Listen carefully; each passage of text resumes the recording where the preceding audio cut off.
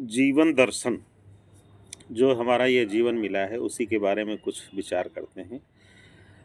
देखिए जन्म कहते हैं अपने हाथ में नहीं, किस घर में, किस जगह, किस कुल, किस माँ-बाप में होगा, कैसे निश्चित हो उस पे कभी चर्चा बाद में कर सकते हैं। मृत्यु भी अपने बस में नहीं है, कुछ भी कह लें। जन्म के पहले और मृत्यु के बाद क्या होता है उस पे कभी फिर चर्चा बहुत लोग किए होंगे। जीवन में ही दर्शन हमारा क्या है, हम उस पे ही आते हैं।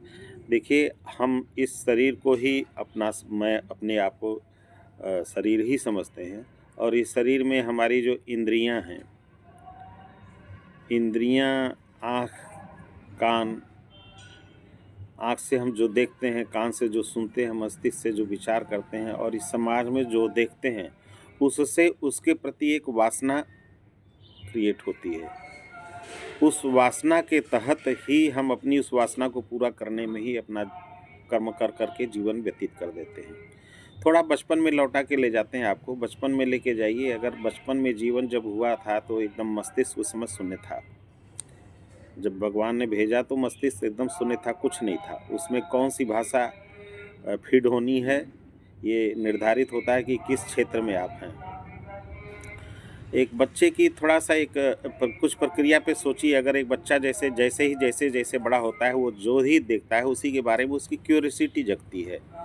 क्यूरियोसिटी जगती है क्या है? जैसे कभी देखे होंगे, एक बच्चा अगर कभी एक चींटा जा रहा हो, उसको देख कर के वो उस चींटे से उसकी कोई दुश्मनी नहीं है, लेकिन वो फट से उसको मार कर के देखना चाहते हैं कि ये क्या है। तो जीवन शुरू होती है अपनी क्यूरियोसिटी से। क्यूरियोसिटी क्या है? क्यूरियोसिटी आपके मन में तीव्र इच्छा पैदा होती है कि ये क्या है? हम ऐसा क्या करें? क्या जानें? उसके बारे में पहले जानने की कोशिश करते हैं।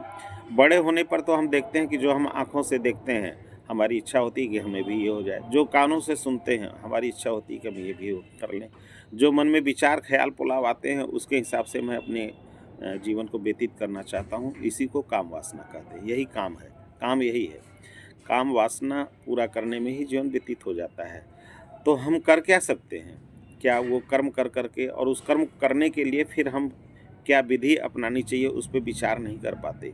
आज के युग में तो कम से कम एन-केन प्रकार किसी तरह से छल-बल कल से वो इच्छा पूरी हो जाए।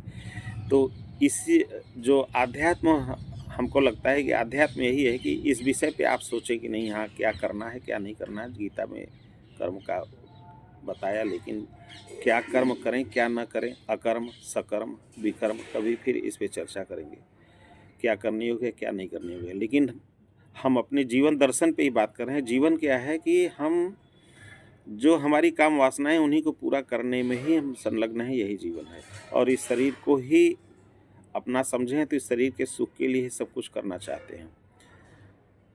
यही जीवन दर्शन है, इसके अलावा हमें तो नहीं कुछ समझ में आ रहा है। अब आपके हाथ में क्या है? जन्म आपके हाथ में था नहीं, मृत्यु आपके हाथ में है नहीं। और जहाँ तक मेरा अनुमान कहता हूँ, इस शरीर में आपके रोग क्या होते हैं, क्या आप सोच सकते हैं क्या वो आपके हाथ में है? वो भी अगर देखेंगे तो ब्रह्मांडीय पिंडों के, ग्रहों, नक्षत्रों के अधीन है। एक ही घर में 2 बच्चे पैदा होते हैं एक माँ-बाप के अंश से, और उनको खाना-पीना, पाल-पोषण लगभग वो बराबर ही करता है। रोज़ खाना वही खाते हैं, लेकिन किसी को बीमारी कोई होती है, किसी को दूसरे की बीमारी होती है, किसी को पेट की बीमारी होती है। मेरा जहाँ तक अनुभव कहता है कि हर व्यक्ति को रोग अलग-अलग होते हैं। किसी को पेट की बीमारी है, तो किसी को ठंडी लगती है, किसी को गर्मी लगती है। ये ज्योतिषी विषय है, इस पे कभी चर्चा भी करेंगे हम, और तमाम ज्योतिष लोग तमाम चर्चाएँ चर्चाएँ कर भी चुके हैं। मेरे कहने का तात्पर्य ये है कि जो शरीर में रोग होता है, वो भी भिन्न शरीर में भिन्न-भिन्न होते हैं। वो भी आपके हाथ में नहीं है, वो भी निर्धारित है किसको किस तरह का रोग हो रहा है। किसी को छाती में रोग हो रहा है, देखिए बहुत लोगों को मस्तिष्क में रोग हो रहा है, सर दर्द कर रहा है, तो किसी का सर एकदम ठीक रहता है, पेट में रोग है।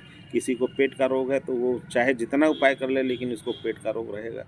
किसी को दूसरा कहीं दूसरी जगह रोग है, किसी को सर्दी जुकाम हो रही, किसी को बुखार हो रहा है, किसी को कुछ रोग है। खाना-पीना लगभग एक रहे तो भी रोग विभिन्न हो जाते हैं। ये डिपेंड करता है हमारे शरीर की संरचना पे और भौगोलिक परिस्थिति पे। जब हम इस चीज़ पे विचार कर लें कि मेरे हाथ में न जन्म था, न मृत्यु था, न तो हमारे शरीर में रोग है, तो हमारे विचार करके देखें कि फिर आपके हाथ में क्या है? आपके हाथ में सिर्फ़ इतना है कि क्या हम अपनी आँखों से देखें, क्या हम सुनें, क्या हम अपने मस्तिष्क में विचार करें और उससे उत्पन्न हुई काम वासनाओं में कितना काम हम पूरा करें और कितने को हम इग्नोर कर के अपना जीवन व्यतीत कर सकते हैं। और जो दर्शन कहते हैं, जो अध्यात्म कहता है, वो यही कहता है कि काम वासनाओं को छोड़ कर के आप अपने जीवन को ईश्वर को मान करके उस पे थोड़ा ध्यान धारणा कर के अपने जीवन लक्ष्य को पूरा करिए।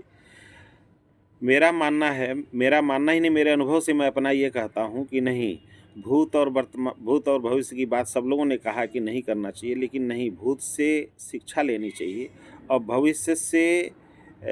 भविष्य के विचार को लेकर के अपने वर्तमान को गढ़ने के लिए, रचना करने के लिए क्या करना चाहिए, क्या नहीं करना चाहिए, इस पे थोड़ा वक़्त देना चाहिए। वर्तमान में ही हम अपना अगर समय दे दें।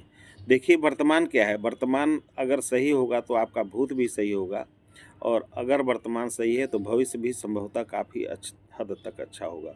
किसी पुरुष ने कहा है, महापुरुष ने, या मेरा मानना है, आज बीते हुए कल है जिसके लिए तुम चिंतित थे। फिर से समझिए इस बात को, आज जो वर्तमान है वह बीते हुए कल का भविष्य वाला कल था जिसके लिए तुम कल बहुत चिंतित थे।